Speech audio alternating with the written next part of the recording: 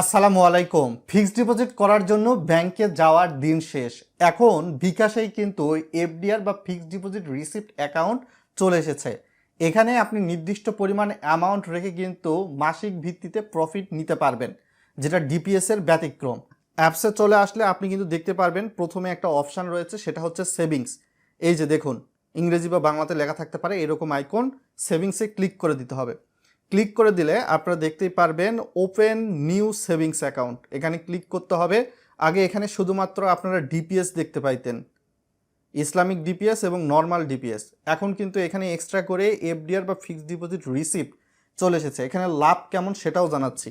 তো এখানে আমরা ক্লিক করে দিব। ভিডিওটা লাইক করে চ্যানেল নতুন দর্শক হয়ে থাকলে সাবস্ক্রাইব করে দিবেন, যেহেতু ভিডিওটা গুরুত্বপূর্ণ। তো এইখানে চলে আসার পর আপনাকে কিন্তু প্রথমে বলা হচ্ছে আপনার সিলেক্ট টেইনর, অর্থাৎ আপনার মেয়াদ কতদিন মেয়াদি করতে চাচ্ছেন এফডিআরটা।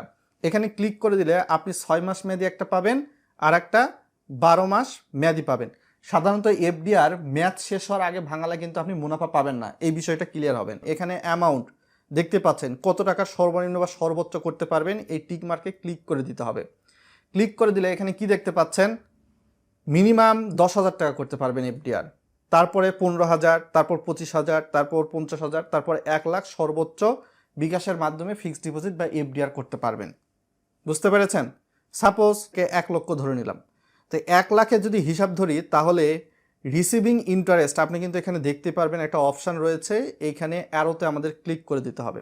এখন আর ব্যাংকে যেতে হবে না কারো।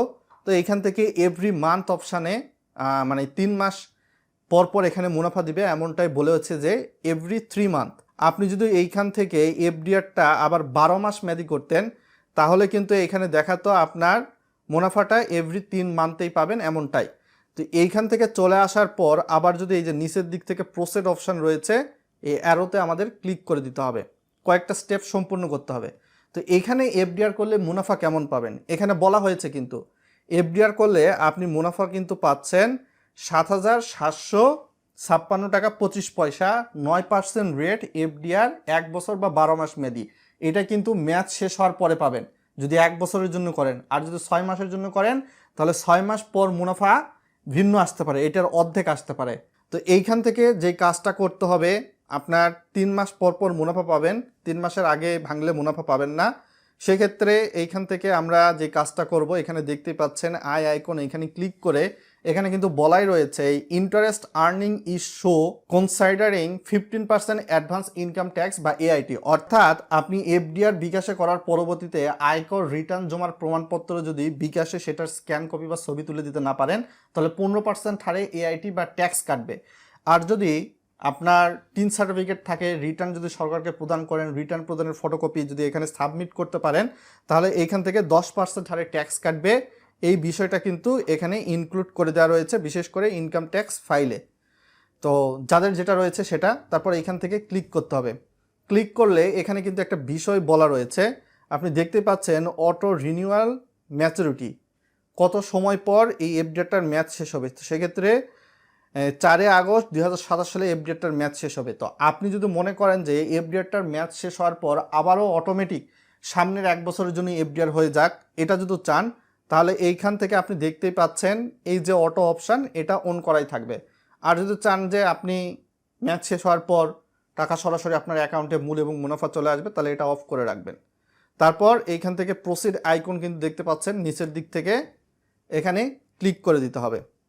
তো ক্লিক করে দিলে আপনি কিন্তু এফডিআর করতে পারবেন। আপনার ফোনে কিন্তু একটা রিসিপ্ট দিবে যে আপনি এফডিআর করেছেন, এটার প্রমাণ। তো সরাসরি ইনস্ট্যান্ট ব্যাংক বা ইবিএল এ না গিয়ে আপনি এই বিকাশ অ্যাপসের মাধ্যমে এফডিআরটা করতে পারবেন। তো যাদের এফডিআর অপশানটা আসতেছে না, তারা গুগল প্লে স্টোর থেকে বিকাশ অ্যাপসটা আগে আপডেট করে নেবেন। আপডেট করে তারপর নতুন করে লগ ইন করবেন, এই অপশানটা চলে আসবে, কোনো সমস্যা নাই। তো এফডিআরটা কিন্তু দেখা যাবে ম্যাচ শেষ হওয়ার আগে ভাঙালে আপনি কিন্তু কোনো ধরনের মুনাফা পাবেন না। ম্যাচ শেষ হওয়ার পর যদি ভাঙান, তাহলে আপনাকে মুনাফা দিবে ওই যে অ্যাডভান্স ইনকাম ট্যাক্স বা 10 বা 15% হারে ট্যাক্স কাটবে। কাদের ক্ষেত্রে কোনটা, যারা ভিডিও ফুল কন্টিনিউ করেছে তারা বুঝতে পেরেছে।